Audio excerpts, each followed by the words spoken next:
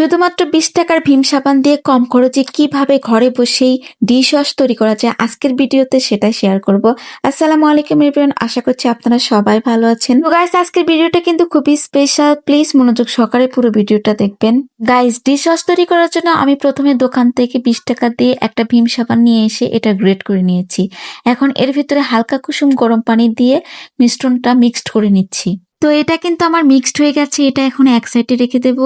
আর একটা ব্লেন্ডারে জার নিয়ে নিলাম, এর ভেতরে এই যে আমি আগে থেকে লেবুর খোসা সিদ্ধ করে রেখেছিলাম সেটা এখন দিয়ে দিলাম, আর এটা এখন ব্লেন্ড করে নিচ্ছি। গাইস, এখানে কিন্তু আমি লেবুর রস ব্যবহার করিনি, শুধুমাত্র লেবুর খোসা ব্যবহার করেছি। লেবুর রস দিয়েও কিন্তু ভীম লিকুইড তৈরি করা যায়, তবে আজকে আমি শুধুমাত্র লেবুর খোসা দিয়েই তৈরি করব।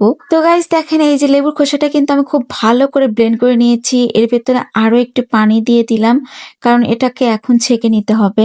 আমরা যারা কিচেনে কাজ করি আমরা কিন্তু সবাই জানি যে ভীম সাবানের চেয়ে ভীম লিকুইড বেশি কার্যকরী, কিন্তু বর্তমানে ভীম লিকুইডের এত পরিমাণে দাম যা কিনে ইউজ করা সবার পক্ষে কিন্তু সম্ভব নয়। অথচ একটু বুদ্ধি খাটালে কম খরচে সামান্য কিছু উপকরণ দিয়েই কিন্তু এই ভীম লিকুইড তৈরি করা যায়। তবে গাইস, যারা আমার এই ভিডিওটি দেখছেন আশা করছি আজকের পর থেকে আপনাদেরকে ভীম লিকুইড কিনতে হবে না, আপনারা নিজেরাই ঘরে বসে এটি তৈরি করতে পারবেন ইনশাআল্লাহ। লেবুর খোসার মিশ্রণটি সেঁকে নিয়ে এর ভিতরে আমি ভীম সাবানের মিশ্রণটি দিয়ে একটু সময় নিয়ে সুন্দর করে মিক্সড করে নেব। এই কাজটা আসলে একটু হাতে সময় নিয়ে করতে হবে, অধৈর্য হলে কিন্তু চলবে না। এই দেখেন, আমি কিন্তু সুন্দর করে মিক্সড করে নিয়েছি। এখন এর ভেতরে 2 চামচ বেকিং সোডা দিয়ে দিলাম, এটাও এখন সুন্দর করে মিক্সড করব। প্রতিটা উপকরণই কিন্তু সুন্দর করে মিশিয়ে নিতে হবে, তাহলে কিন্তু পারফেক্ট ভাবে এটা তৈরি হয়ে যাবে। গাইস, আমি কিন্তু প্রতিটা উপকরণই এখানে আলাদাভাবে মেশাচ্ছি। এ পর্যায়ে এখন আমি হাফ কাপ পরিমাণ ভিনেগার দিয়ে দেব।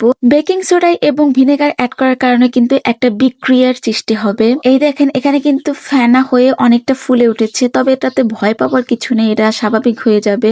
বন্ধুরা, ফাইনালি কিন্তু আমার ডিশ ওয়াশটি তৈরি হয়ে গেছে, তবে এটাকে আরো ভালোভাবে সেট করার জন্য আমি 1 ঘন্টার জন্য রেস্টে রেখে দিয়েছিলাম।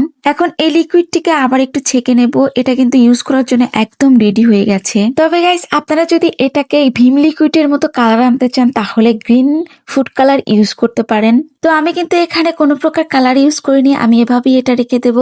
গাইস, আমি যে প্রথমে বোতলটিতে ভরেছিলাম ওটা কিন্তু 1 লিটারের আমার সসের বোতল ছিল। তারপরে দেখেন, এই যে আরেকটা হাফ লিটারের সসের বোতল, এটাও কিন্তু প্রায় অর্ধেক হয়ে গেছে।